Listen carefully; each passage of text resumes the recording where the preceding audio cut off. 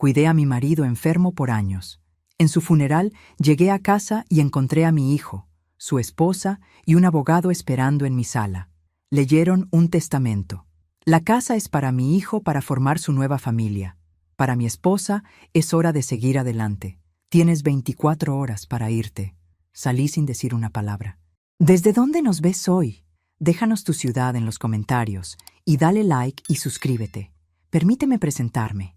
Soy Mercedes Vázquez, tengo 58 años y hasta hace 3 días creía que conocía a mi familia. Pero resulta que después de 33 años de matrimonio y 2 años cuidando a Eduardo mientras el cáncer se lo comía vivo, mi recompensa fue que mi propio hijo me echara de mi casa como si fuera una extraña. Eduardo murió un martes de noviembre. El funeral fue un jueves. Y el viernes, cuando regresé de despedirme de mis vecinas que me habían traído flores, encontré a Alejandro, mi hijo de 30 años, sentado en mi sala con Patricia, su esposa, y un hombre en traje que se presentó como doctor Ramírez, abogado. «Mamá, siéntate», dijo Alejandro, evitando mi mirada. «Necesitamos hablar».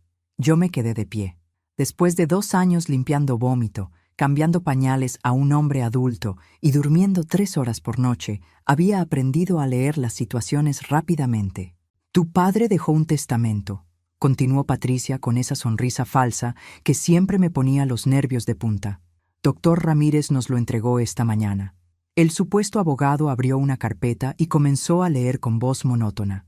Yo, Eduardo Vázquez, en pleno uso de mis facultades mentales, dejo la casa familiar y todos mis bienes a mi hijo Alejandro para que pueda formar su propia familia.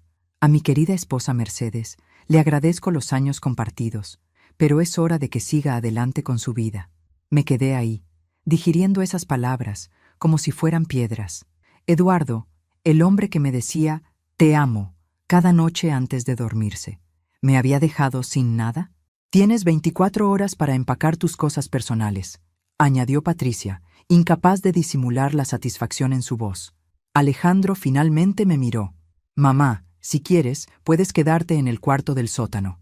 Patricia y yo estaremos en la habitación principal ahora». ¿El cuarto del sótano? ¿El cuarto húmedo donde guardábamos las cajas de Navidad? No dije una palabra. Simplemente tomé mi cartera, mi abrigo, y salí por la puerta principal. Escuché a Patricia susurrar. «¿Crees que se lo tomó bien?»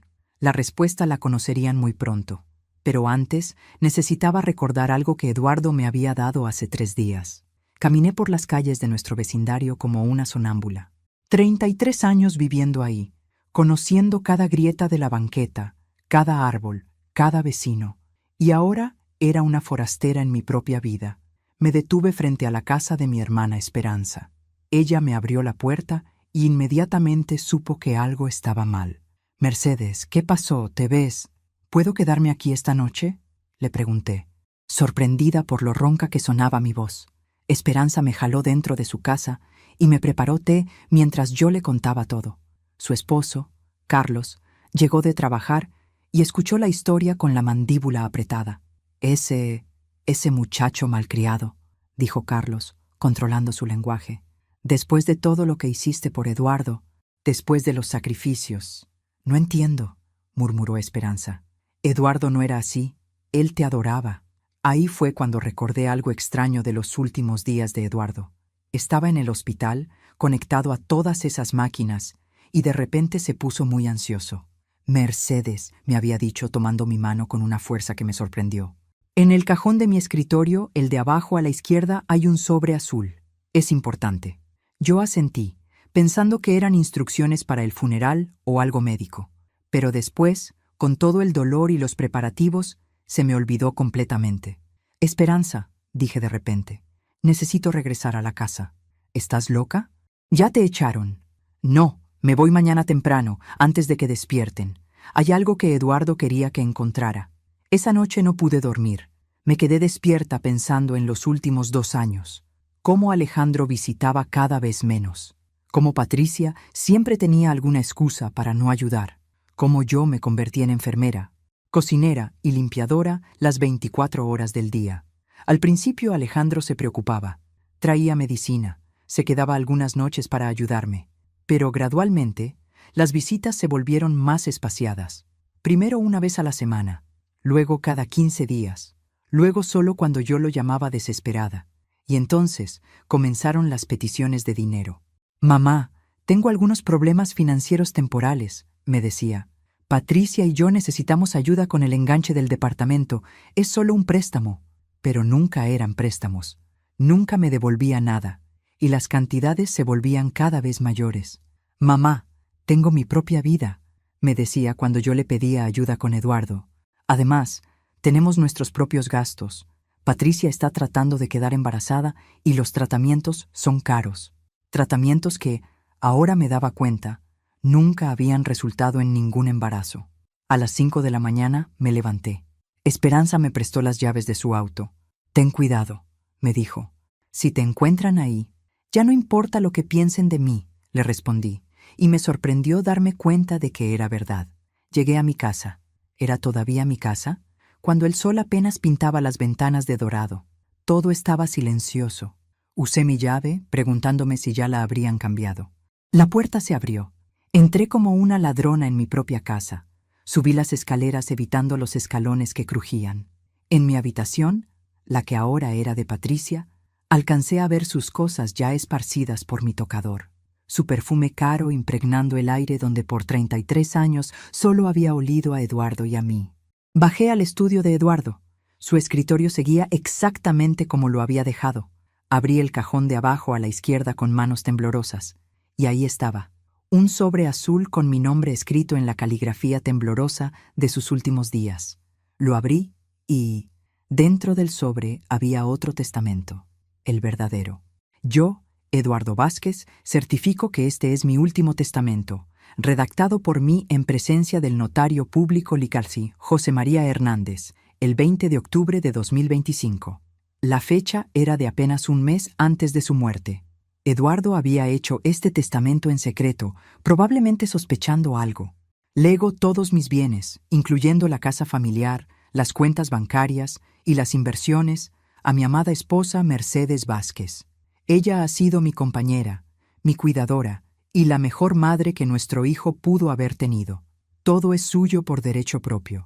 Seguí leyendo con las lágrimas nublándome la vista. Eduardo había dejado instrucciones específicas, la casa, las cuentas del banco, incluso el dinero de su seguro de vida. Todo era mío. Alejandro recibiría una suma menor cuando cumpliera 35 años, para que aprenda el valor del trabajo y la responsabilidad antes de recibir una herencia significativa. Había una nota adicional que me partió el alma. He notado que Alejandro ha estado pidiendo dinero constantemente y sus visitas coinciden solo con sus necesidades financieras.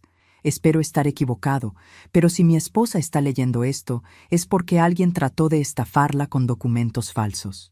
La última parte me hizo llorar. Mercedes, amor mío, pelea por lo que es tuyo. No permitas que nadie te haga menos de lo que eres. Una mujer fuerte, inteligente y merecedora de respeto. Si Alejandro realmente necesita ayuda, que te la pida honestamente, no que trate de robarte. Te amo para siempre. Eduardo. Escuché pasos arriba. Se estaban despertando. Tomé el testamento y salí de la casa corriendo como si me persiguiera el diablo.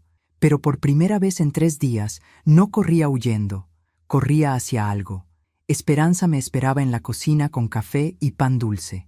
¿Encontraste lo que buscabas? Le mostré el testamento. Su cara pasó por una docena de emociones diferentes. Entonces el otro documento era falso, completamente falso. La rabia comenzó a crecer en mi pecho como un fuego. Mi propio hijo Esperanza, mi propio hijo me robó. Carlos leyó el testamento por encima de mi hombro. Mercedes, esto cambia todo. Necesitas un abogado, uno bueno. ¿Conoces alguno? Sí. Lic, Fernando Morales. Es el mejor abogado de herencias de la ciudad y odia las estafas familiares. Llamé a Lic, Morales desde la casa de Esperanza. Su secretaria me dio cita para esa misma tarde.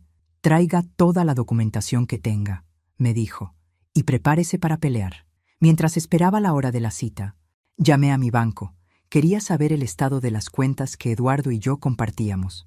Señora Vázquez, me dijo la cajera que me conocía desde hace años. Me da mucho gusto escuchar su voz. Queríamos ofrecerle nuestras condolencias. Gracias, Lucía. Necesito saber sobre las cuentas de mi esposo y mías. Hubo una pausa. Señora, ayer por la tarde su hijo vino con documentos legales. Transfirió todo a su nombre. El mundo se detuvo. ¿Todo? Todo, señora. Lo siento mucho.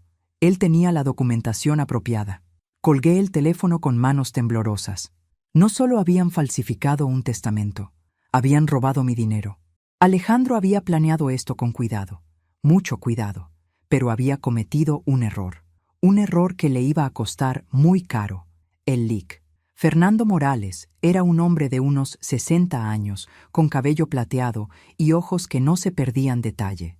Su oficina estaba llena de libros de leyes y tenía esa atmósfera seria que inspira confianza. Leyó el testamento verdadero 2 veces antes de hablar.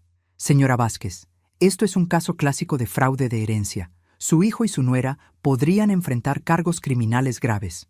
¿Qué tan graves? Fraude, falsificación de documentos, robo. Estamos hablando de varios años de prisión cada uno. Me quedé callada, procesando esas palabras. Mi hijo, en prisión, por robarme. Sin embargo, continuó el licenciado, recuperar sus bienes va a tomar tiempo. Los procesos legales son complejos, especialmente si ya transfirieron el dinero del banco. ¿Cuánto tiempo? Para congelar las cuentas y detener más transferencias. Unos días. Para recuperar todo completamente y resolver el caso, podrían ser meses, incluso más de un año. No tengo un año, le dije. No tengo ni dónde vivir. El LIC. Morales me estudió con atención. ¿Tiene algún lugar donde quedarse mientras tanto? Con mi hermana, pero no puedo abusar de su hospitalidad indefinidamente. Asintió. Tomó notas. Voy a solicitar una orden judicial inmediata para congelar todas las transferencias. Es posible que podamos recuperar el dinero antes de que se lo gasten. En cuanto a la casa, quiero que sepan que sé la verdad, lo interrumpí. Quiero verles las caras cuando se den cuenta de que su plan fracasó. El abogado sonrió por primera vez desde que llegué. Señora Vázquez, creo que usted y yo vamos a llevarnos muy bien. Salí de la oficina del licenciado con un plan. Primero, íbamos a confrontar a Alejandro y Patricia con evidencia. Segundo, recuperaríamos todo lo robado. Tercero, el tercero me lo reservaría para después. Esa noche, Esperanza me ayudó a prepararme para el enfrentamiento del día siguiente. ¿Estás segura de que quieres hacer esto?, me preguntó mientras planchaba mi mejor vestido negro. Esperanza, cuidé a Eduardo durante su agonía. Cambié sus pañales, limpié su vómito. Me quedé despierta noches enteras escuchando su respiración dificultosa. Lo hice por amor, pero también porque pensé que mi familia me valoraba. Me puse frente al espejo. La mujer que me miraba había perdido peso en los últimos días. Tenía ojeras, pero sus ojos brillaban con una determinación que no había visto en años. Alejandro cree que soy una vieja tonta y desvalida. Patricia piensa que puede manipularme con esa sonrisa falsa. Los dos van a descubrir que se equivocaron completamente. A las 9 de la mañana siguiente, el LIC. Morales me recogió en su auto. En el asiento trasero llevábamos copias del testamento verdadero y una orden judicial temporal que congelaba todas las cuentas bancarias. ¿Lista?, me preguntó cuando nos estacionamos frente a mi casa. Respiré profundo. Lista. Toqué el timbre. Patricia abrió la puerta en bata, con el cabello despeinado. Su expresión cambió de molestia a sorpresa cuando me vio. «Mercedes, ¿qué haces aquí? Ya te dijimos que...» «Vine por lo que es mío», dije, empujando la puerta y entrando con el licenciado detrás de mí. Alejandro bajó las escaleras apresuradamente. «Mamá, no puedes entrar así. Esta ya no es tu casa». «Tienes razón», le dije, disfrutando la confusión en su cara. «No es mi casa, es nuestra casa, porque resulta que tu padre dejó un testamento verdadero». La cara de Patricia se puso blanca como papel. «Eso es imposible», tartamudeó Alejandro. «Nosotros tenemos el testamento oficial, el LIC». Morales sacó los documentos. «¿Se refieren a esta falsificación?», preguntó, mostrando copias del testamento falso. «Porque tenemos evidencia de que el doctor Ramírez que los visitó no existe. No hay ningún abogado registrado con ese nombre en todo el estado». Patricia se desplomó en el sofá, y entonces les dije algo que los iba a perseguir para siempre. «Durante 2 años», comencé, mi voz fría como el hielo, «ustedes me vieron convertirme en una sombra de mí misma cuidando a Eduardo. Me vieron llorar cuando el dolor era tan fuerte que él gritaba en las noches. Me vieron perder peso, perder sueño, perder la esperanza. Patricia no podía mirarme a los ojos. Alejandro intentó interrumpir, pero lo corté con un gesto. Y durante esos 2 años, mientras yo me mataba cuidando a tu padre, tú ya estabas planeando robarme. ¿Cuánto tiempo llevas en deudas de juego, Alejandro? Vi su cara cambiar. Por primera vez, parecía realmente asustado. No sé de qué hablas. Hablo de los 80,000 pesos que le debes a Luis el Cobra Mendoza. Hablo de las amenazas que has estado recibiendo. Hablo de que necesitabas mi dinero no para vivir mejor, sino para seguir viviendo. Esperanza había hecho algunas llamadas después de que encontré el testamento. Resulta que cuando empiezas a preguntar por ahí sobre los problemas de alguien, la información aparece rápidamente. ¡No me interrumpas!, grité cuando Alejandro trató de hablar. Hace 4 días enterramos a tu padre. Hace 3 días ustedes me echaron de mi casa como a un perro. Y hace 2 días robaron todo el dinero de nuestras cuentas bancarias para pagar tus deudas de apostador. Patricia comenzó a llorar, pero no eran lágrimas de arrepentimiento. Eran lágrimas de una persona atrapada. El Lictre Morales ha presentado una denuncia penal, continué. Fraude, falsificación, robo. ¿Sabes cuántos años de prisión pueden darles por esto? Alejandro se puso de pie bruscamente. Tú no nos vas a meter a la cárcel. Somos familia. Me reí. Era una risa amarga, sin alegría. ¿Familia? Hijo, la familia no echa a su madre enferma al cuarto del sótano. La familia no roba los ahorros de toda una vida. La familia no falsifica testamentos para pagar deudas de juego. El LIC. Morales habló por primera vez desde que entramos. Tienen 2 opciones. Primera, devuelven todo inmediatamente. La casa, el dinero, las propiedades, y consideraremos no presentar cargos penales adicionales. Segunda, vamos a juicio y cuando los declaren culpables, van a prisión y aún así tienen que devolver todo. Patricia dejó de llorar súbitamente. ¿Y si devolvemos todo, no van a meternos a la cárcel? Ya presenté los cargos básicos, respondió el abogado. Pero puedo hablar con el fiscal para reducir las acusaciones si cooperan completamente. Alejandro caminó por la sala como animal enjaulado. Necesitamos tiempo para pensarlo. No, dije firmemente. Ya tuvieron su tiempo. Decidieron usar ese tiempo para robarme mientras yo lloraba a mi esposo. Ahora tienen 2 horas. ¿2 horas? Exclamó Patricia. 2 horas para devolver el acceso a las cuentas bancarias, para entregarme las escrituras de la casa, para empezar a deshacer este fraude. Si en 2 horas no han hecho esto, el LIC. Morales presenta todos los cargos penales sin posibilidad de negociación. Me dirigí hacia la puerta. Luego me detuve. Ah, una cosa más. Patricia, saca tus cosas de mi habitación. Y si encuentro que falta algo, cualquier cosa, de las pertenencias de Eduardo o mías, eso será otro cargo de robo. Salimos de la casa dejándolos ahí, derrotados y asustados. En el auto, el LIC. Morales me preguntó, ¿de verdad los va a perdonar si devuelven todo? Sonreí, pero no era una sonrisa amable. No dije que los iba a perdonar. Dije que usted hablaría con el fiscal sobre reducir los cargos. ¿Cuál es la diferencia? La diferencia, licenciado, es que hay maneras de hacer justicia que no requieren solo tribunales. 1 hora y media después, mi teléfono sonó. Era Alejandro. Mamá, hemos decidido cooperar, pero necesitamos más tiempo para... No hay más tiempo, lo corté. El banco cierra en 1 hora. O arreglan esto hoy, o mañana leen sus nombres en el periódico como delincuentes. 2 horas exactas después de nuestro ultimátum. Tenía el control total de mis cuentas bancarias restaurado. Patricia había empacado sus cosas y se había ido. Alejandro me entregó las llaves de mi casa con manos temblorosas. ¿Ahora qué?, me preguntó. Ahora, le dije, vas a aprender que las acciones tienen consecuencias y que tu madre no es la mujer débil que pensabas que era. Esa noche, por primera vez en 4 días, dormí en mi propia cama, pero no dormí tranquila, porque había descubierto algo que me inquietaba.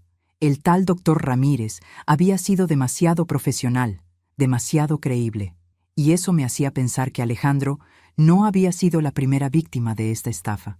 Tal vez ni siquiera había sido el cerebro detrás de ella. Los siguientes días fueron extraños.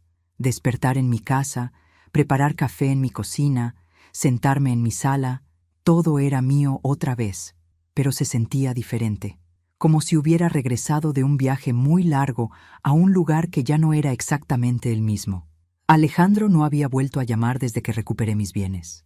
Patricia, según mis vecinas, se había mudado con su madre al otro lado de la ciudad, y yo me quedé sola con mis pensamientos y una sospecha que crecía cada día. Porque verán, recuperar mis bienes había sido solo el primer paso.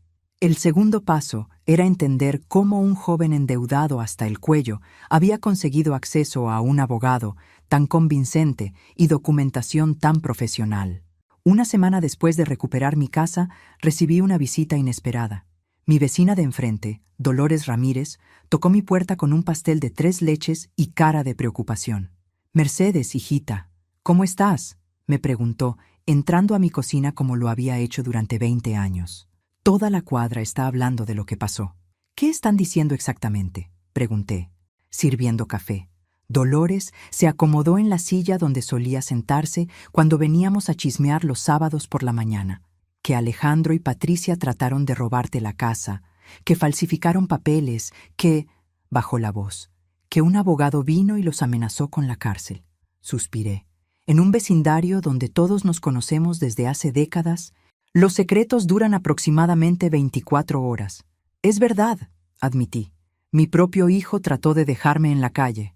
Dolores meneó la cabeza con tristeza. Ay, Mercedes, los hijos de ahora no tienen corazón. Mi Roberto también. Se detuvo, como si hubiera dicho algo que no debía. ¿Tu Roberto también qué? Dolores miró su taza de café como si fuera lo más interesante del mundo. Nada, olvídalo. Pero yo no iba a olvidarlo. Dolores había sido mi confidente durante 2 décadas. Sabía cuando me estaba escondiendo algo. Dolores Ramírez, me conoces desde que te ayudé cuando Roberto se rompió la pierna jugando fútbol. Dime qué está pasando. Suspiró profundamente.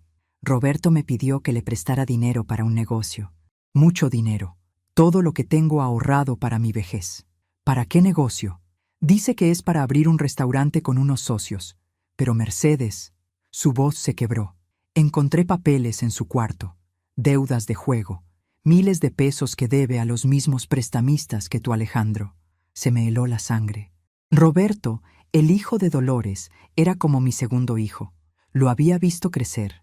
Lo había cuidado cuando Dolores trabajaba dobles turnos para sacarlo adelante después de que su esposo las abandonó. ¿Ya le dijiste que no? Le dije que lo iba a pensar. Pero Mercedes, si no le doy el dinero, dice que va a perder el departamento. Que los prestamistas van a... No pudo terminar la frase. Ahí estaba. Otro hijo adulto con problemas de juego, manipulando emocionalmente a su madre para conseguir dinero. Y lo que era aún más inquietante, los mismos prestamistas. Dolores, le dije, tomando sus manos arrugadas entre las mías. ¿Te acuerdas de lo que me dijiste cuando Eduardo se puso enfermo? ¿Qué cosa? Me dijiste. Mercedes, a veces amar a alguien significa no darle lo que pide, sino lo que necesita. Dolores asintió lentamente. Roberto no necesita tu dinero. Necesita ayuda profesional para su adicción al juego. Y necesita aprender que las madres no somos responsables de arreglar los problemas que nuestros hijos adultos se crean. Esa tarde, después de que Dolores se fue, prometiendo que no le daría ni un peso a Roberto, llamé al LIC. Morales. Mercedes, ¿cómo está? ¿Algún problema con la recuperación de sus bienes? No, licenciado. Todo eso está resuelto. Pero tengo una pregunta diferente.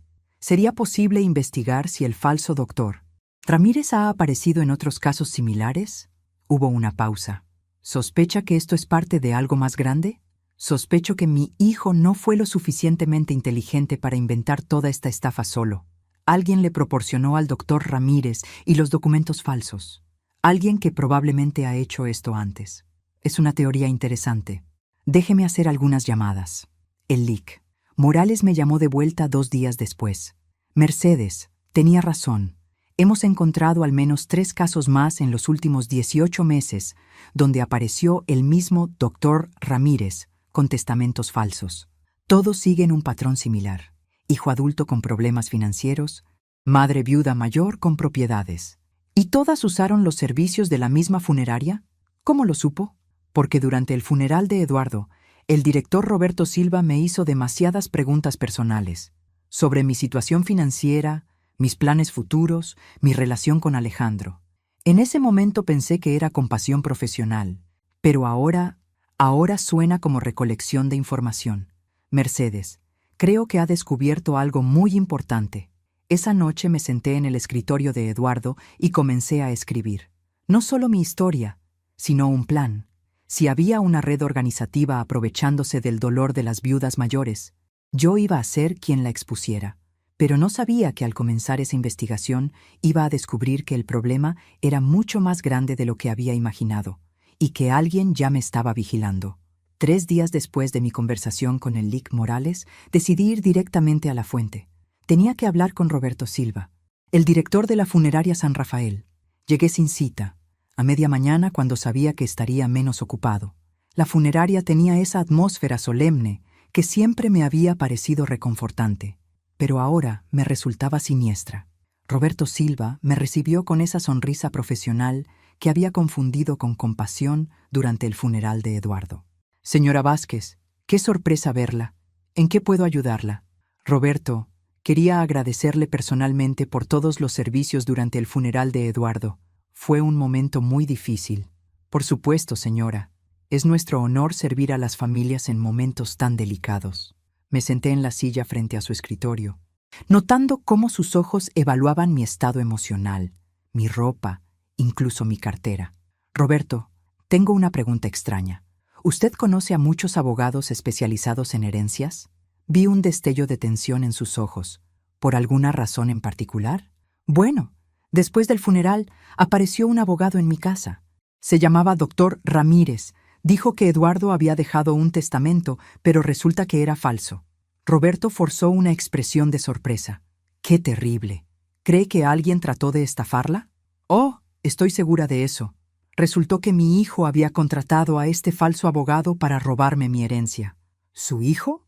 Señora, eso es impactante, ¿verdad? Lo que me pareció más interesante es que este doctor Ramírez parecía muy profesional. Tenía documentación convincente, conocía los términos legales correctos, como si hubiera hecho esto antes. Roberto se movió incómodamente en su silla. Desafortunadamente, hay gente muy hábil para este tipo de estafas. Exactamente. De hecho, me preguntaba si usted había escuchado de casos similares, madres mayores que han sido estafadas por sus propios hijos con testamentos falsos. No que recuerde. ¿No? Es extraño porque el Lic Morales me dijo que había encontrado otros 3 casos, y en todos apareció el mismo doctor Ramírez. El color comenzó a drenar de su cara. Señora Vázquez, yo realmente no sabría nada sobre eso. ¿No? ¿Ni siquiera cuando todas las víctimas habían utilizado sus servicios funerarios? Roberto se puso de pie bruscamente. Señora, creo que está insinuando algo muy serio sin evidencia. No estoy insinuando nada. Roberto, estoy afirmando que usted ha estado vendiendo información personal de sus clientes a estafadores. Eso es una acusación ridícula. ¿Es ridícula? Entonces no le importará que investiguemos sus registros financieros o que hablemos con otros empleados sobre sus consultas adicionales. Roberto caminó hacia la puerta de su oficina. Señora Vázquez, creo que debería irse. Me voy. Pero Roberto, esto no se queda aquí. Cuando salí de la funeraria, tenía confirmación de mis sospechas. Roberto Silva estaba involucrado hasta el cuello. Esa tarde llamé al Lic Morales para reportar la conversación. Su respuesta me sorprendió. Mercedes, creo que debería saber algo. Esta mañana recibí una llamada de un empleado de la funeraria San Rafael, un tal Diego Herrera. Dice que tiene información sobre las actividades de Roberto Silva. ¿Qué clase de información? Prefiere hablar en persona. ¿Podría reunirse con nosotros mañana?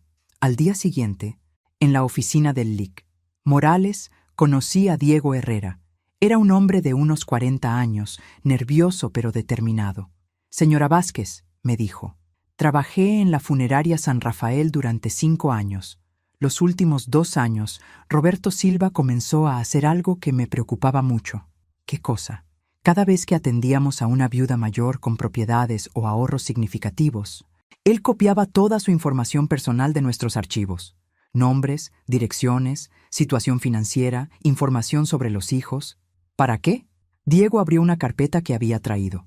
Porque tiene un acuerdo con una red de estafadores. Les vende la información de las viudas vulnerables y ellos se encargan del resto. Me mostró documentos que me helaron la sangre. Facturas, registros de pagos, incluso fotografías de expedientes de clientes. ¿Mi información también está ahí?, pregunté. Sí, señora.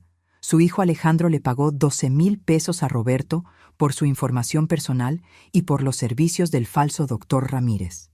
¿Por qué me está contando esto? Porque mi propia madre es viuda, señora, y porque no puedo seguir trabajando para alguien que se aprovecha del dolor de las familias. El LIC. Morales intervino. Diego está dispuesto a testificar y a proporcionar evidencia, pero necesitamos ser cuidadosos. Si Roberto sospecha que lo estamos investigando, podría destruir evidencia o escapar. ¿Qué sugiere? Una operación coordinada con las autoridades. Pero va a requerir que usted actúe como señuelo una vez más. Me quedé callada por un momento, procesando la información. Luego sonreí. Licenciado, estoy lista para terminar esto de una vez por todas. Pero no sabía que Roberto Silva ya había comenzado a tomar medidas para silenciarme permanentemente. 2 días después de nuestra reunión con Diego Herrera, algo extraño ocurrió. Estaba en el supermercado cuando me di cuenta de que el mismo hombre había estado en 3 tiendas diferentes que visité esa mañana. Al principio pensé que era coincidencia, pero cuando lo vi parado al otro lado de la calle de mi casa esa tarde, supe que me estaban vigilando.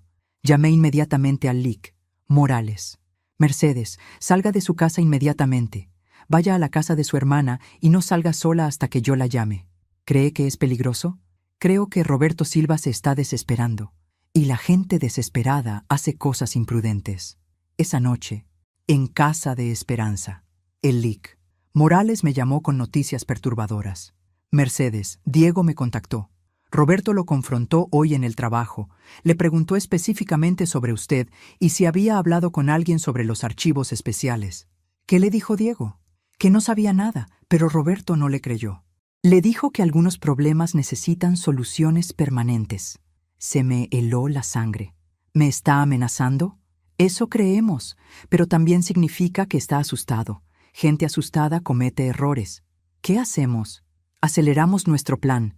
Mañana por la mañana, Diego va a llamar a Roberto y decirle que usted quiere hacer un trato. ¿Qué clase de trato? Que está dispuesta a guardar silencio a cambio de una compensación económica. Roberto va a pensar que puede comprar su silencio y cuando lo intente, lo tendremos grabado admitiendo todo. A la mañana siguiente, desde la casa de Esperanza, escuché mientras Diego llamaba a Roberto. Jefe, tengo información que le va a interesar. La señora Vázquez me contactó anoche. Dice que sabe sobre nuestras operaciones especiales. Hubo una pausa. Luego escuchamos la voz de Roberto claramente a través del altavoz. ¿Qué quiere? Dice que no quiere problemas, solo quiere compensación por su silencio. 50,000 pesos y se olvida de todo lo que sabe. ¿Y tú qué le dijiste? Que hablaría con usted. Pero jefe, ella sabe mucho. Nombres, cantidades. Incluso tiene copias de algunos documentos. Esa vieja entrometida. Está bien. Dile que acepto reunirme con ella, pero en mis términos. Esta noche, en la funeraria, después de que cierren. Solo ella. ¿No es arriesgado reunirse ahí? Diego, hay maneras de resolver problemas que no requieren negociación. El tono en su voz me hizo temblar. Roberto Silva no estaba planeando pagarme. Estaba planeando silenciarme permanentemente. Licenciado, le dije cuando terminamos la llamada, esto es demasiado peligroso. Es peligroso, pero también es nuestra mejor oportunidad. La policía va a estar ahí, Mercedes. Van a entrar en el momento que Roberto admita algo incriminatorio o haga cualquier amenaza física. ¿Y si algo sale mal? Nada va a salir mal. Pero necesitamos esa confesión grabada para arrestar a toda la red. Esa tarde me preparé para la confrontación más peligrosa de mi vida. Esperanza trató de convencerme de que no fuera. Mercedes, deja que la policía maneje esto. No pueden, Esperanza. Necesitan evidencia sólida de que Roberto está involucrado. Y la única manera de conseguirla es si él se siente lo suficientemente seguro como para confesar. A las 8 de la noche llegué a la funeraria San Rafael. El lugar estaba cerrado, pero Roberto me esperaba en su oficina. Diego había dejado la puerta trasera abierta para mí. Roberto me recibió con una sonrisa que no llegaba a sus ojos. Mercedes, qué gusto verla. Roberto, vamos al grano. Sé lo que has estado haciendo. vendiendo información de clientes a estafadores. Mi hijo te pagó por mis datos personales. Esas son acusaciones muy serias. No son acusaciones, son hechos. Tengo documentos, testimonios, evidencia, pero no vine aquí para destruirte. No, vine a hacer un trato. Roberto se relajó visiblemente. Te escucho. 50,000 pesos. A cambio, me olvido de todo lo que sé y nunca hablo del tema. ¿Y qué me garantiza que vas a cumplir tu palabra? Que no tengo nada que ganar destruyendo tu negocio. Solo quiero compensación por lo que me hiciste pasar. Roberto sonrió ampliamente. Mercedes, me gusta la gente práctica. Sí, vendí tu información a tu hijo. Sí, le proporcioné los servicios del doctor Ramírez. Y sí, he hecho lo mismo con otras familias. Mi corazón latía fuertemente, pero continué. ¿Cuántas otras familias? En los últimos 2 años, tal vez 8 o 10. Es un negocio muy lucrativo. ¿Cómo funciona exactamente? Roberto se inclinó hacia adelante, claramente orgulloso de su operación. Simple. Identifico viudas mayores con ahorros significativos. Les vendo la información a hijos necesitados o a estafadores externos. Ellos manejan la parte legal con documentos falsos. Yo me quedo con una comisión del 30%. ¿Y nunca te has preocupado por las consecuencias? La expresión de Roberto cambió súbitamente. ¿Qué consecuencias? Estas viejas van a morir de todas formas. Al menos así su dinero va a alguien que lo puede usar. Incluso cuando eso significa dejar a las madres en la calle. Mercedes, la vida es dura. Algunas personas son depredadores, otras son presas. Yo simplemente facilito el proceso natural. Era exactamente lo que necesitábamos. Pero entonces, Roberto se dio cuenta de algo.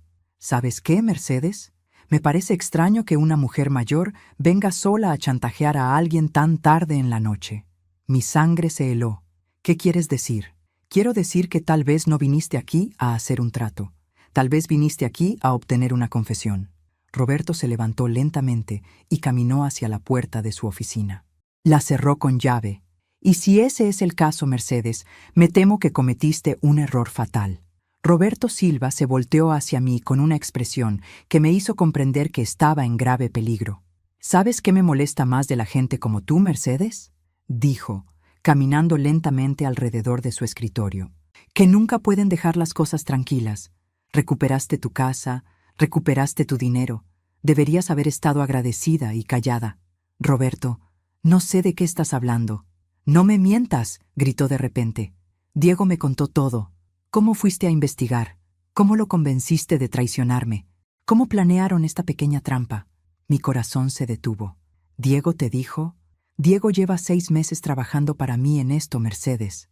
¿Crees que iba a traicionar un negocio que le da más dinero en un mes que su sueldo en un año? La traición me golpeó como una bofetada. Diego nunca había sido un empleado arrepentido. Era parte de la red desde el principio. Todo fue una actuación, continué Roberto. Los documentos que te mostró, la historia sobre su conciencia culpable, todo diseñado para que vinieras aquí esta noche, sola, creyendo que tenías el control de la situación. Me dirigí hacia la puerta, pero Roberto me bloqueó el paso. ¿A dónde vas, Mercedes? La conversación apenas está empezando. La policía sabe dónde estoy, mentí. Si no regreso, la policía cree que estás en casa de tu hermana, asustada y escondida, porque eso es lo que Diego les dijo que habíamos acordado. Roberto abrió un cajón de su escritorio y sacó algo que me hizo temblar. Una jeringa. ¿Sabes qué es esto, Mercedes? Es una dosis letal de morfina. En el negocio funerario tenemos acceso a muchas sustancias interesantes. Roberto, por favor, vas a tener un ataque cardíaco, Mercedes.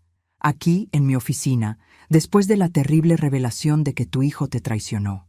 Una muerte muy trágica, pero completamente natural para una mujer de tu edad bajo tanto estrés emocional.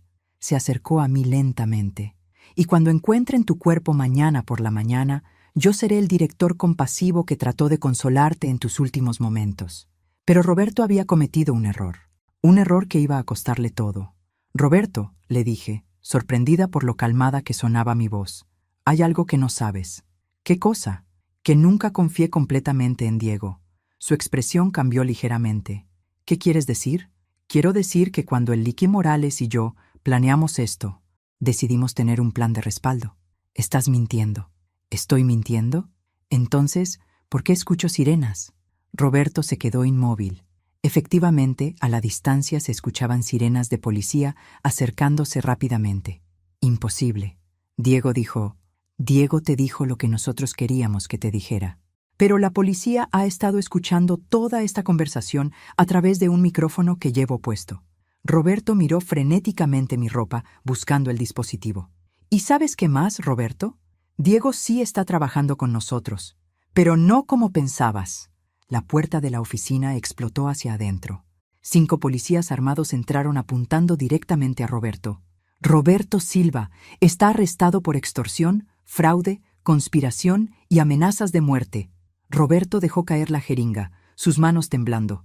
Esto es imposible. Diego me dijo exactamente lo que necesitaba escuchar, dije, mientras los policías lo esposaban, incluyendo la confesión completa de tu operación. El sargento Méndez se acercó a mí. ¿Está bien, señora Vázquez? Estoy bien, pero hay algo más que necesitan saber. Mientras sacaban a Roberto esposado, le grité, espero que hayas valido la pena traicionar a todas esas madres por dinero. 1 hora después, en la comisaría, el LIC, Morales me explicó cómo habían coordinado realmente la operación. Mercedes, desde el momento que Diego nos contactó, sabíamos que podría ser una trampa. Por eso instalamos un sistema de monitoreo doble. Diego llevaba un micrófono, pero usted también. ¿Y si Diego realmente hubiera sido parte de la red? Lo era. Pero hace 3 meses arrestamos a su hermano por tráfico de drogas. Le ofrecimos un trato: ayudarnos a atrapar a Roberto Silva a cambio de reducir los cargos contra su hermano. ¿Todo fue actuación? No todo. Roberto sí tenía una red de estafas. Sí había vendido información de al menos 12 familias. Y sí estaba dispuesto a matarla para proteger su operación. Esa noche, mientras los detectives registraban la oficina de Roberto, encontraron algo que nadie esperaba: un archivo completo de todas sus víctimas, incluyendo cantidades robadas, porcentajes de ganancia y planes futuros. Entre los planes futuros estaban los nombres de mi hermana Esperanza y 4 vecinas más. Roberto Silva había estado planeando expandir su operación a todo nuestro vecindario. Pero había algo más en esos archivos, algo que iba a cambiar todo lo que creía saber sobre mi propio hijo. En los archivos de Roberto Silva encontraron algo que me partió el corazón de una manera que no esperaba. Correos electrónicos entre Roberto y Alejandro que databan de 8 meses antes de la muerte de Eduardo. Señora Vázquez, me dijo el detective encargado del caso, ¿estaría dispuesta a revisar esta correspondencia? Podría ayudarnos a entender la cronología completa de la estafa. En la comisaría, leyendo esos correos en una pantalla de computadora, descubrí la verdad completa sobre la traición de mi hijo. El primer email era de Roberto a Alejandro. He notado que tu padre está muy enfermo. Cuando llegue el momento, podría ayudarte con ciertos arreglos legales. Tengo experiencia en casos similares. La respuesta de Alejandro me dejó sin palabras. ¿Qué clase de arreglos? Mi madre va a heredar todo, y francamente no creo que sea justo. Yo soy quien va a cargar con las deudas familiares. ¿Deudas familiares? ¿De qué estaba hablando? El detective me mostró documentos adicionales. Su hijo había estado pidiendo préstamos usando la casa de ustedes como garantía, para cubrir sus deudas de juego. ¿Eduardo sabía esto? Al parecer sí. Por eso hizo el testamento verdadero en octubre. Había descubierto que Alejandro había falsificado su firma en varios documentos bancarios. Todo comenzó a cobrar sentido. Eduardo no había hecho el testamento porque sospechaba una estafa futura. Lo había hecho porque ya sabía que Alejandro lo estaba robando. Los correos continuaron durante meses. Roberto había estado aconsejando a Alejandro sobre cómo manejar la situación después de la muerte de Eduardo. Incluso le había sugerido esperar hasta después del funeral para minimizar el trauma emocional. El último correo, enviado 2 días antes del funeral, era el más escalofriante. Alejandro, todo está listo. El doctor Ramírez va a tu casa el viernes por la mañana. Los documentos parecen completamente legítimos. Una vez que tu madre firme la transferencia de propiedad, el dinero que debes quedará cubierto, y tú recibirás una propiedad libre de deudas. Tu madre va a tener que encontrar otro lugar donde vivir, pero a su edad probablemente prefiera algo más pequeño de todas formas. Me quedé mirando la pantalla durante varios minutos, procesando la fría calculación detrás de cada palabra. ¿Hay algo más?, le pregunté al detective. Sí. Los registros financieros muestran que su hijo había acumulado deudas de juego por más de 120,000 pesos. Había puesto la casa de ustedes como garantía en múltiples préstamos sin autorización. Eso significa que si no hubiera encontrado una manera de pagar esas deudas, ustedes habrían perdido la casa de todas formas. Cuando el señor Silva arrestado, su plan era hacer que usted pagara las deudas de su hijo sin siquiera saberlo. 2 años después, estoy sentada en mi jardín, tomando café y leyendo el periódico. El titular principal dice: Red de estafas a adultos mayores. Desmantelada. 12 arrestados en operación regional. Roberto Silva fue sentenciado a 12 años de prisión por fraude, extorsión, amenazas de muerte y conspiración. El falso doctor. Ramírez resultó ser un actor llamado Miguel Contreras, quien recibió 5 años por su participación. Diego Herrera testificó como testigo protegido y recibió 2 años de libertad condicional a cambio de su cooperación. Alejandro fue sentenciado a 4 años de prisión por fraude, falsificación de documentos y uso no autorizado de propiedad familiar como garantía. Patricia testificó contra él para obtener inmunidad, revelando que había estado documentando todos los planes de Alejandro como seguro personal en caso de que las cosas salieran mal. Nunca he vuelto a hablar con Alejandro. Después del juicio, comencé a dar charlas locales sobre protección financiera para adultos mayores. Empecé en el centro comunitario de mi vecindario, luego en otros barrios, gradualmente expandiendo a ciudades cercanas. No me volví una palestrante nacional de la noche a la mañana. Fue un proceso lento de 2 años, construyendo credibilidad, compartiendo experiencias, aprendiendo de otras mujeres que habían pasado por situaciones similares.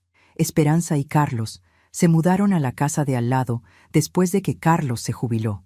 Dolores Ramírez confrontó a su hijo Roberto sobre sus problemas de juego. Él finalmente buscó ayuda profesional y ahora trabaja en construcción, asistiendo regularmente a reuniones de apostadores anónimos. El mes pasado recibí una carta de la prisión. Era de Alejandro. Mamá, sé que no tengo derecho a esperar tu perdón después de todo lo que hice. Durante estos 2 años en prisión, he tenido mucho tiempo para pensar sobre mis decisiones y el daño que causé. Quiero que sepas que entiendo completamente por qué no me has visitado ni respondido mis cartas anteriores. Traicioné tu confianza de la manera más cruel posible, convirtiendo tu dolor por la pérdida de papá en mi oportunidad para robarte. No estoy escribiendo para pedirte perdón, porque sé que no lo merezco. Estoy escribiendo para decirte que he comenzado un programa de rehabilitación para ludopatía aquí en la prisión. También estoy trabajando con un consejero para entender cómo pude llegar a ser una persona capaz de lastimar tanto a la persona que más me amaba. Cuando salga de aquí, no voy a buscarte ni a presionarte para que me aceptes de nuevo en tu vida. Pero quiero que sepas que todos los días trabajo para convertirme en alguien que honre la educación y el amor que me diste, incluso si ya es demasiado tarde para reparar lo que rompí. Con amor y arrepentimiento sincero, tu hijo, Alejandro. Leí la carta 3 veces. Luego la guardé en una caja junto con las cartas de Eduardo y los artículos de periódico sobre el caso. Tal vez algún día le responda, tal vez no. Pero por primera vez en 2 años, la carta no me hizo enojar. Me hizo sentir triste. Triste por el hijo que pudo haber sido y por la relación que nunca podremos recuperar. Pero ya no es esa tristeza la que define mi vida. Ahora tengo algo diferente. Propósito. Cada semana recibo cartas de mujeres que han leído sobre mi caso o asistido a mis charlas. Mujeres que han reconocido patrones de abuso financiero en sus propias familias. Mujeres que han encontrado el valor para confrontar a hijos manipuladores o para buscar ayuda legal. La semana que viene voy a dar una conferencia en Monterrey.